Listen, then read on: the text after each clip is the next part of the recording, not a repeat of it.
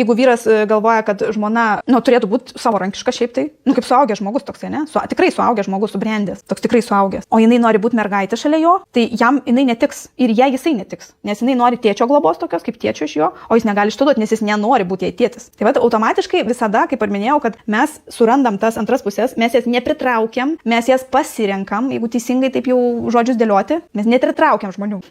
Taip gali atrodyti, kad jūs prisitraukėt, bet jūs pasirenkat tai, kas atitinka jūsų programas. Tai va, tėtis prisitrauks tą mergaitę, jeigu tai prisitrauks, ne, bet šiaip tai jis pasirinks, nes iš visų kitų moteriškių, va ta mergaitė, va man tos reikia, va ta aš galėsiu paskui ten aiškinti jai, kaip rengti, su ko jai galima būti, su ko negalima būti, kada eit miegot, kada tą daryti, kada aną daryti, viską galėsiu jai papasakoti ir paauklėti. Jinai manęs klausysis, o aš ją apsikabinsiu tada. Ir va sakysiu, va taip tai negalima daryti, va tu tai ne. Aš noriu su draugėm išeiti, ne, žinok, jau vakaras, niekur tu neisi. Ir tos draugės iš vis negeros, jos pastoja tave nugirdo, ne, negalim. Ne, būk namuose, viskas gerai, mes čia ramiai gyvename.